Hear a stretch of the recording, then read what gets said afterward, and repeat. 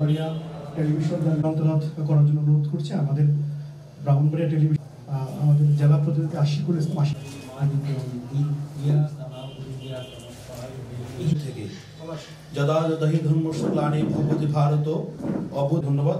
ওম শান্তি ওম সত্যি ওম। সম্প্রচার করাতে আসলে আমরা সেই চেষ্টা করতে আমরা কখনই আমাদেরকে না করেন, এটা আসলে একটা ব্যতিক্রম। আমরা যতদিন ছিলেন গভর্নমেন্ট জীবনে আমরা টেলিভিশন নিউজের ক্ষেত্রে প্রায় সময় আপনি চলে যাওয়ার পরে মাস্টার প্ল্যানটা এখন কি অবস্থায় আছে? সেখানে আপনি আসলে ভালো কাজের মানুষ, সেখানকার যে সাংবাদিকরা আছেন তাদের কাছে আপনি বাইরে যোগাযোগ করার পরই আমাদেরকে যাওয়ার সুযোগ করেছে। এই জন্য আপনাদেরকে ধন্যবাদ জানাচ্ছি, কারণ পুলিশ সবসময় প্রেসের পাশে ছিলেন। ভবিষ্যতে আসছেন ব্রাহ্মণবাড়িয়াটা আপনার জন্য ঢাকার মতো রাজধানী।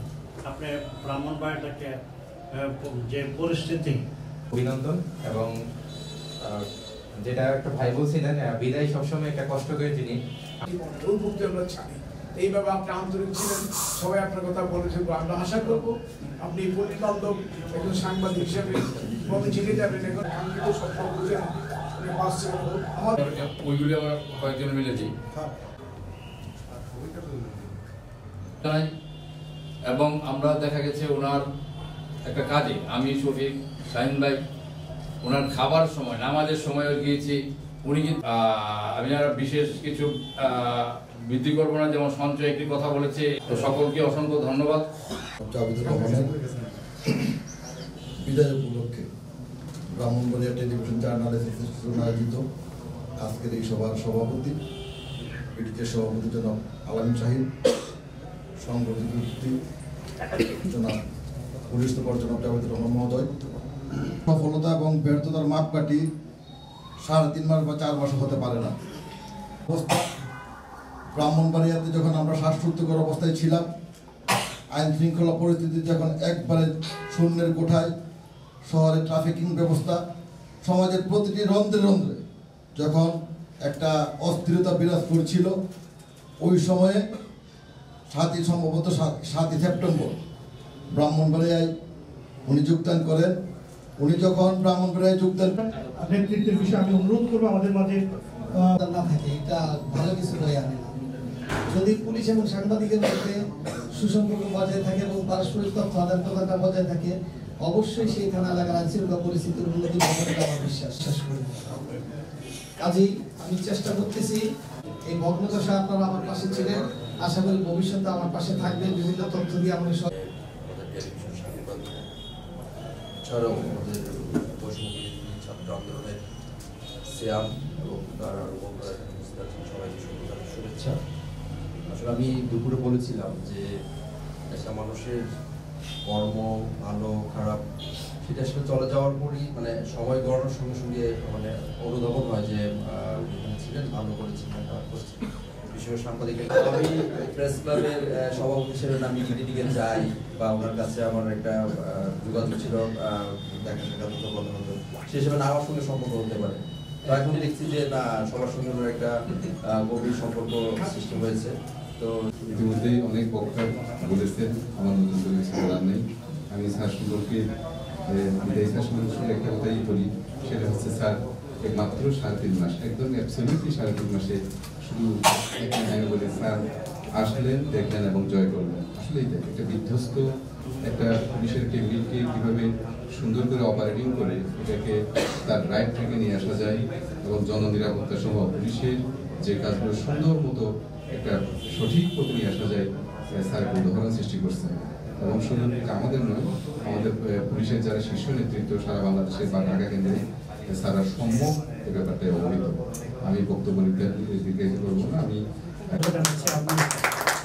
আমাদেরকে মনে রাখবেন, আমরা আপনাকে মনে রাখবেন এবং আপনি আপনার ভালো। আমি শুরু করছি আপনাদের শান্তি বর্ষিত হই।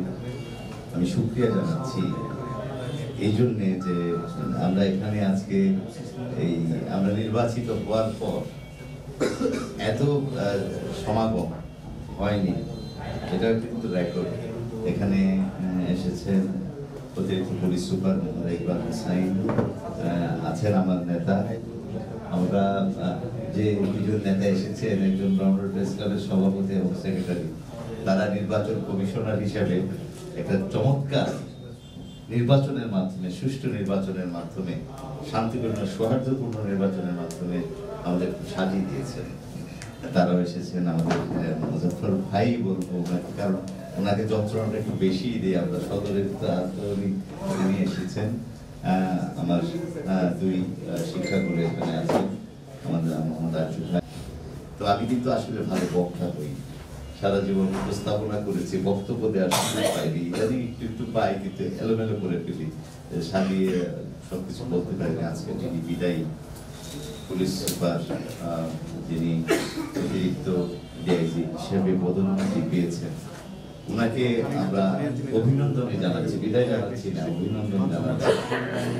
তো ব্রাহ্মণবাড়িয়া, তো এখানে সাংবাদিকতার জীবনে আরজু ভাই এবং কাউসার ভাইদের পথ ধরে আমি বিজন, আমরা কয়েকজন আমরা শুরু করেছি নববিক্রম কিশোর ত্রিপুরা থেকে শুরু করে এখানে অনেকের সাথে আমাদের পরিচয় হয়েছে। এখানে রহমান শিকদার সাহেবের কথা আপনারা শুনতেছিলেন যে এখন উনি এমন হয়েছেন যে দুনিয়াবি সবকিছু ছেড়ে দিয়েছেন, এখনো তার সাথে যোগাযোগ রয়েছে।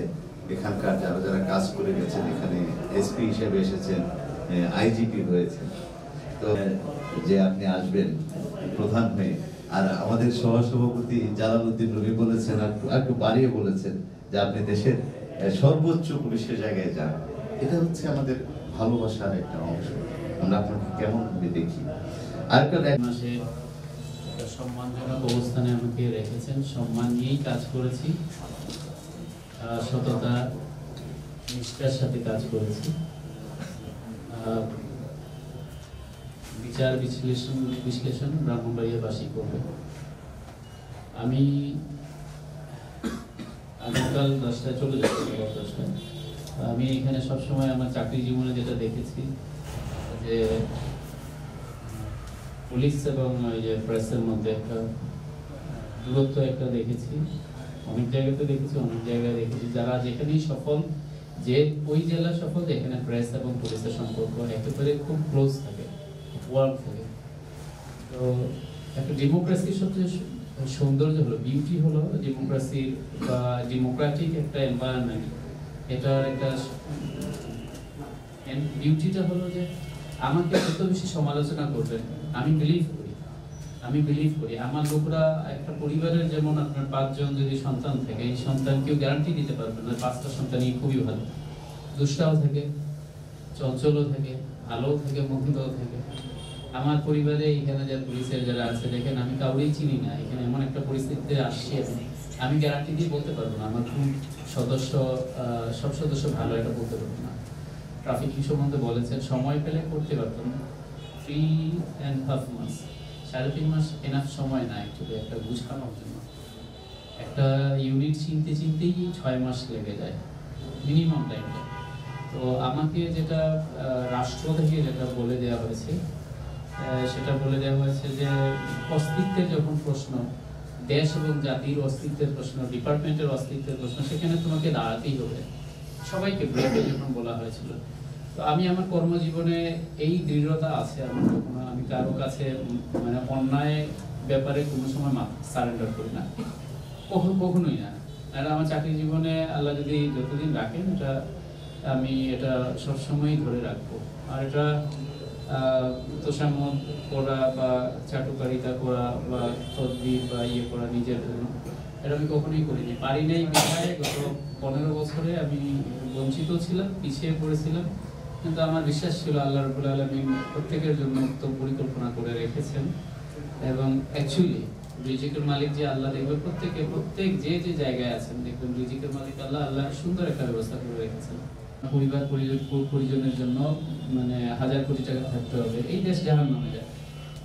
আমার অবৈধ টাকা আসলেই হলো, ওভারঅল সবার ক্ষেত্রে বলতে আপনি সেই পুলিশ থেকে আরম্ভ করেন বিচারপতি, আপনার হেন কেউ না বাংলাদেশের কোনো প্রফেশন যেখানে কেউ টাকার কাছে বিক্রি হয়ে যায়নি। এবং আমাদের মানে খারাপ লাগে যে অনেক আগে একটা লিডার বলেছিলেন, একজন রাজনৈতিক নেতা বলেছিলেন যে someone's for a BNP, someone's for Awami League, someone's for Jamaat, Jamaat-e-Islam, someone for Jatiya Party, but there is no one for Bangladesh. Actually, I feel that there should be someone or greater number for Bangladesh. আমাদের দেশ ভাই বলেছেন আলামিন ভাই আমাদের সবার বাংলাদেশ আমি কেন ছেড়ে দেব সেই মন্ত্রী কেন তার হাজার হাজার কোটি টাকা নিয়ে সে পালায় যাবে তার এই টাকাটা তার কে দিবে এটা আমরা কেন সুযোগ করে দেব আমাদের না বলা শিখতে হবে তো আমি 3.5 মাসে আবারও এখানে আমার পরবর্তী প্রোগ্রামও আছে আমাদের এখানে মাস্টার প্ল্যান সম্বন্ধে একজন ভাই জানতে চেয়েছেন মাস্টার প্ল্যানটা ছিল ভাই এটা মাস্টার প্ল্যানটা আমি এভাবে নিয়েছি আমি বাউন্ডারির বাইরে গিয়ে কাজ করেছি আমি এখানে কিছু কিছু লোক আমাকে অপছন্দ করবে যেমন হকাররা আমাকে অপছন্দ করবে অটো রিকশা যারা আছে তারাও অপছন্দ করবে কারণ আমি একা মানুষ মানে এসপি হিসেবে আমি ফিজিক্যালি তো একটা বডি আমার কাছে এক্সপেকটেশনস মানুষের মানে অনেক বেশি থাকে কত ভিজিটার্স আসে মানে প্রতিদিন আমি যে আমার লাস্ট 1-2 মান্থস আমি যেটা তাহলে ভিজিটার্স 25-30 জন থাকি আমি আমার 10 মিনিট আমি খাবার আর নামাজের সময় এদের 10-15-20 মিনিট এই সময়টা পাই এবং তারপরে আবার মানে আমি অফিসে যে ঢুকার সাথে আমার সোফায় রেখে বসা থাকে মানুষ তো এই লোকগুলা আমার মাথায় থাকে যে এই লোকগুলা কত দূর দূরান্ত থেকে আসছে ঠেকায় পিরিয়ড কইলেই তো আসছে ঠেকা যদি না পড়তো তাহলে মানে এইখানে আসতো না আর আমি যদি এই ফিলিংস যদি আমার না থাকে এই লোকটাকে আমি সাহায্য পাওয়ার জন্য আসছে আর আমি সেই এই রাষ্ট্র কর্তৃক প্রদত্ত ক্ষমতাবান ব্যক্তি যে অথবা দায়িত্বপ্রাপ্ত ব্যক্তি যে এই লোকটাকে সাহায্য করবে আমি গেলেই আমি সব আগে লোকগুলারে বলি সালাম দিয়ে বলি আমার অভ্যাস হলো প্রথমে সালাম দিয়ে তার সবাইকে বলে যে আমার কাছে যারা আসছে চলে আসে আমি ঢুকি তাদেরকে নিয়ে এবং তাদের কথা আবার সিরিয়ালি শুনি আমার সাংবাদিক ভাইরা এখানে আছেন দুই একজন খেয়াল করবেন যে আমি প্রায়োরিটি বেস যে আগে আসে তার সাথেই কথা বলি যে কে কত আগে আসেন যে আগে আসেন সেই কথা বলবেন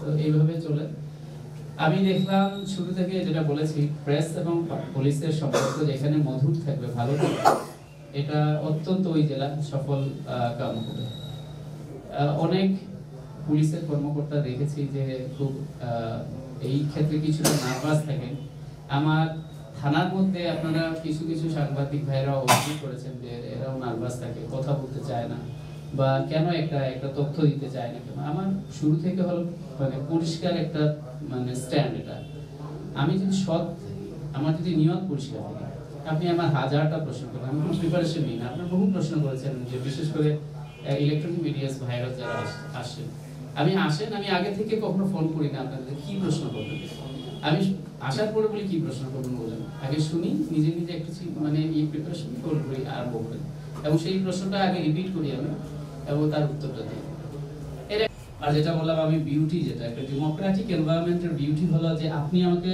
হাজার সমালোচনা করবেন এটা আমি অ্যাকসেপ্ট করার মতো এই মন মানসিকতা থাকতে হবে কারণ আপনি সমালোচনা না করলে আমি শুধরাবো কেন আমার লোকটাকে চিনবো কেন আপনি যদি না বলেন যে ট্রাফিকের ওই সমস্যাটা এইখানে হচ্ছে এটা দেখেন তো আমার ব্যর্থতা কিছু এই ট্রাফিক নিয়ে কিছু আছে আমি সচল করতে পেরেছি যে এনভায়রনমেন্টটা কিন্তু আমার যে আপনাদেরকে ওখানে বলেছিলাম যে আমাদের 200 ফোর্সের ঘাটতি আছে ট্রাফিক আমি পুলিশ লাইন্স থেকে এসএফ এর ফোর্স নিয়ে আমি ট্রাফিক করতে হচ্ছে আপনারা বিশ্বাস করবেন কিনা জানি না আমাদের ওই যে 11 তারিখ লং মার্চ ছিল না 11 তারিখ একটা লং মার্চ ছিল আগরতলাতে তো 11 তারিখ সফলভাবে যখন শেষ হয়ে গেল 11 তারিখ রাতের বেলা আরম্ভ হলো একটা জ্যাম সেই একটা বিশাল জ্যাম এর দুই একটা কারণের মধ্যে হলো যে মেইন কারণ হলো রাস্তাগুলো এক পাশের যেটা তৈরি আছে এক পাশে দিয়ে পাশের রাস্তা এই দুই সাইডে যতদিন কাজ করেছি আমি সততা নিষ্ঠা এবং দায়িত্বশীল অফিসার হিসেবে আমি কাজ করেছি আমি প্রতিটা প্রবলেমসগুলো আমি ইনস্ট্যান্টলি আমি অ্যাড্রেস করেছি এবং সেই মোতাবেক হয়তো আমি আমার থানা থেকে পাই না বাট আমি আমার জায়গা থেকে ইনস্ট্যান্ট রেসপন্স করি এবং সুপারভাইজিং অফিসার ছিল না নয়তো আরো বেশি কাজ করতে হতো ধন্যবাদ সবাইকে আমার জন্য দোয়া করুন আপনাদের জন্য দোয়া করি আসসালামু আলাইকুম ওয়া রাহমাতুল্লাহি ওয়া বারাকাতুহু